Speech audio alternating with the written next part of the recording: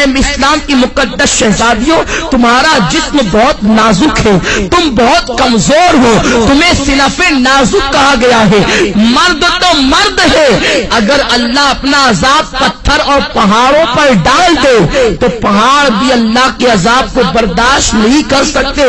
میری بہنوں، تم اللہ کے عذاب کو کیسے برداشت کر سکو گی؟ تمہارا یہ نازک وجود اللہ کے عذاب کو کس قدر برداشت کرنے کی طاقت رکھتا ہے؟ ذرا سوچو تو صحیح۔ آج تم اپنے حسن کی نمائش کر رہی ہو، آج تم باریک اور پتلے کپڑے پہن کر کے اپنے حسن کو دنیا کے سامنے ظاہر کر رہی ہو۔ کیا تمہیں ڈر نہیں لگتا؟ یہ تمہارا حسن زیادہ دن تک تمہارے پاس نہ رہ سکے گا۔ جوانی کتنے دن کے لیے آتی ہے؟ جوانی آتی ہے جانے کے لیے، جوانی آتی ہے ختم ہونے کے لیے۔ زیادہ سے زیادہ جوانی 10 سے 15 سال تک تمہارے پاس رہے گی۔ اپنی جوانی کی عمر میں تم اپنے حسن کی نمائش کر لو، تم اپنے حسن کی خوب نمائش کرو گی۔ اس کے بعد پھر کیا ہے؟ جس حسن کی تم نمائش کر رہی ہو، یہ نمائش تمہارا کرنا اسی تمہارے خوبصورت چہرے کو کبھی قبر کے کیڑے کھائیں گے، کبھی قبر کی مٹی کھائے گی۔ اپنی بڑی بڑی آنکھوں میں کاجل لگا کر، اپنی خوبصورت آنکھوں میں کاجل لگا کر بار بار آئینوں کو دیکھتی ہو اور بار بار عورتوں پہ فخر محسوس کرتی ہو کہ میری آنکھیں اتنی خوبصورت ہے، میرا چہرہ اتنا خوبصورت ہے۔ ارے نادانو، تمہارے خوبصورت چہرے کی حقیقت کیا ہے؟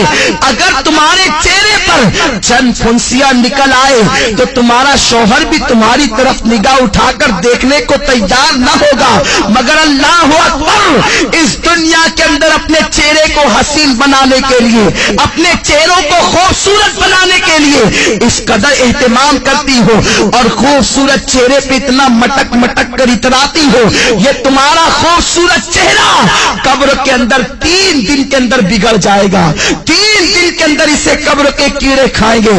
حضرت سعید ابن مسیب رحمت اللہ تعالی علیہ فرماتے ہیں، جب حضرت علی مرتضیٰ کے ساتھ میں قبرستان گیا تو میں نے جانے کے بعد کیا دیکھا؟ علی مرتضیٰ نے قبر والوں کو سلام کیا اور سلام کرنے کے بعد پوچھا، اے قبر والوں، تمہارا کیا حال ہے؟ تمہاری کیا کیفیت ہے؟ تو ایک قبر سے آواز آئی، علی کیا پوچھتے ہو؟ جس خوبصورت بالوں کو ہم دن میں کئی مرتبہ سنوارتے تھے وہ بال ہماری کھوپڑیوں سے جھڑ چکے ہیں۔ اے علی کے مرتضیٰ، جن آنکھوں پر ہم بہت فخر کرتے تھے وہ آنکھوں کے گودے بہ بہ کر کے گالوں سے گر رہے ہیں۔ جس چہرے کے اور گالوں کی سرخی پر ہم اتراتے تھے ان گالوں کے گوشت کو کیڑوں نے کھانا شروع کر دیا ہے۔ اب تم ہمارا حال کیا پوچھتے ہو؟ جس جسم پر پرفیوم لگا کر، جس جسم پر عطر لگا کر دنیا کے سامنے فخر محسوس کرتے تھے، اس جسم کو ازدہے ڈس رہے ہیں۔ اے علی، اب ہم تمہیں اپنا کیا حال سنائے؟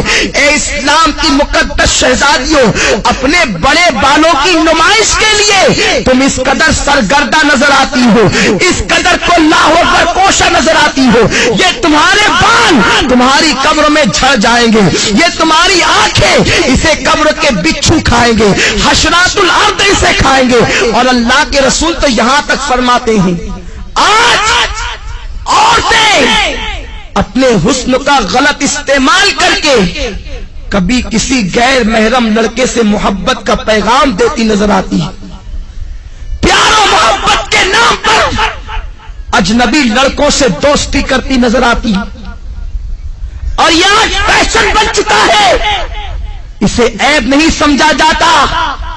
وہ عورتیں کان کھول کر سن لے جو لوگوں سے غلط تعلقات قائم کرتی ہیں۔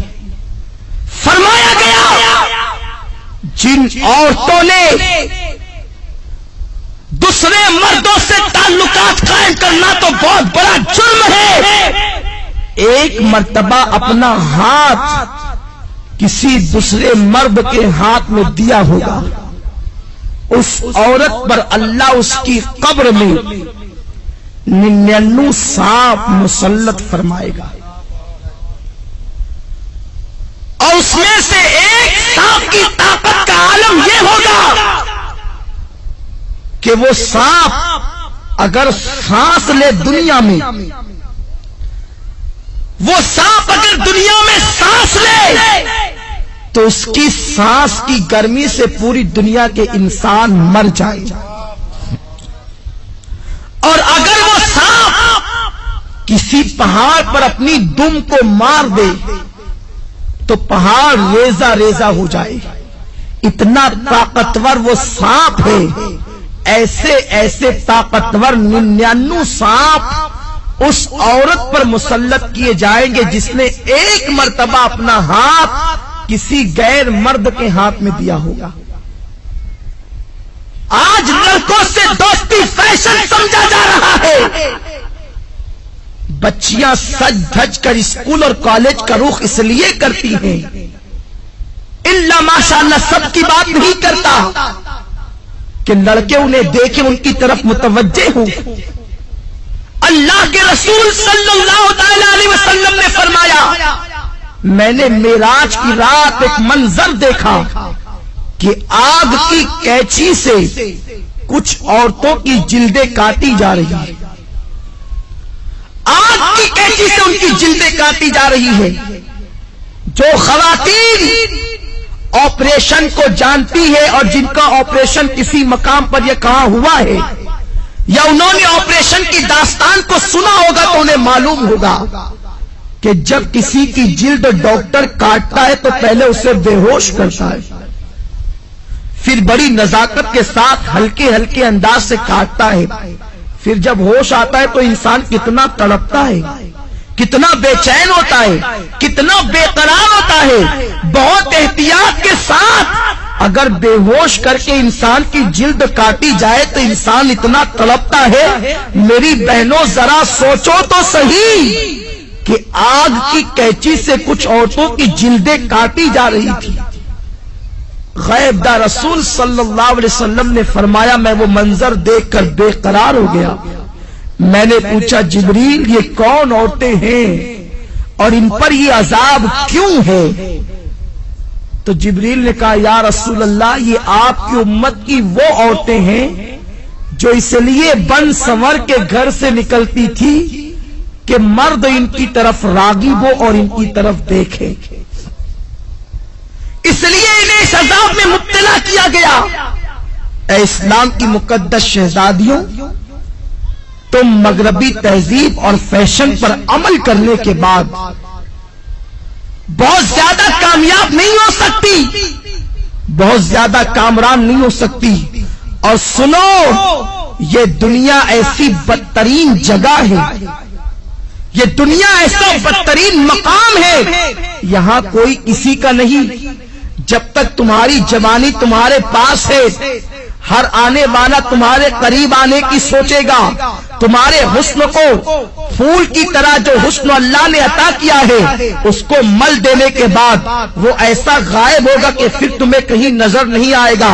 آج کل یہ باتیں بھی سننے میں آ رہی ہے کہ یہ چیز بھی فیشن بنتی جا رہی ہے کہ ایک عورت شوہر کے ہونے کے باوجود دوسروں کی طرف نگاہ کرتی ہے، یا دوسروں کے بہلانے پھسلانے پر، کبھی زیور کے لالچ دینے پر، کبھی دولت کی لالچ دینے پر، کبھی کاروں میں اور بائک پر گھومنے کی لالچ دینے پر عورتیں پھسل جاتی ہیں۔ دراصل غلطی عورتوں کی نہیں ہے، اس لیے کہ یہ بیچاری ناقص العقل ہے، بہت جلدی کسی کے پھندے میں آ جاتی ہے، بہت جلدی کوئی نے استعمال کر جاتا ہے، بہت جلدی کوئی نے یوز کر لیتا ہے۔ مگر میری بہنوں، میری بات کا برا نہ ماننا، میں تمہارے نبی کا نواسا اور تمہارا چھوٹا سا بھائی ہوں، میں تمہاری خیر خواہی کے لیے یہ باتیں عرض کر رہا ہوں، ورنہ عورتیں یہ نہ کہیں کہ منبر پر بیٹھ کر ہم سے یہ کیا باتیں کہی جا رہی ہے۔ میں یہ نہیں کہتا کہ اجتماع میں آنے والی ساری عورتیں بری ہیں، میں یہ باتیں صرف اس لیے کہہ رہا ہوں کہ جو بری عورتیں ہیں تم جا کر کے ان عورتوں کو یہ باتیں بتاؤ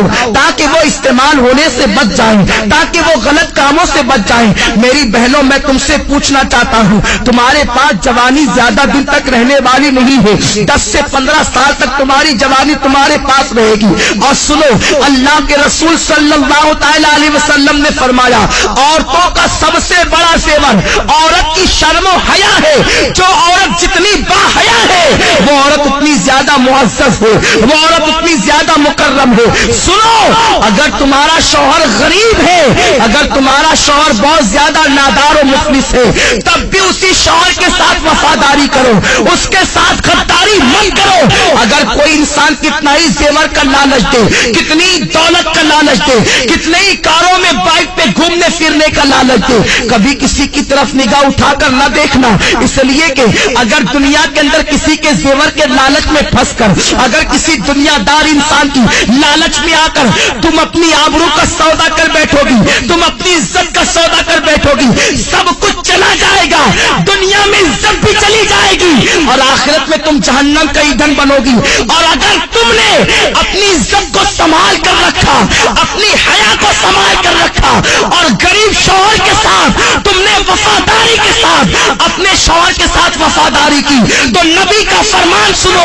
میرے آقا فرماتے ہیں جو عورت اپنے غریب شوہر کے ساتھ وفاداری کے ساتھ رہتی ہے, اپنی آبرو کا سودا نہیں کرتی, ایسی عورت کو اللہ میری بیٹی فاطمہ کے ساتھ بغیر حساب و کتاب جنت میں داخل فرمائے گا.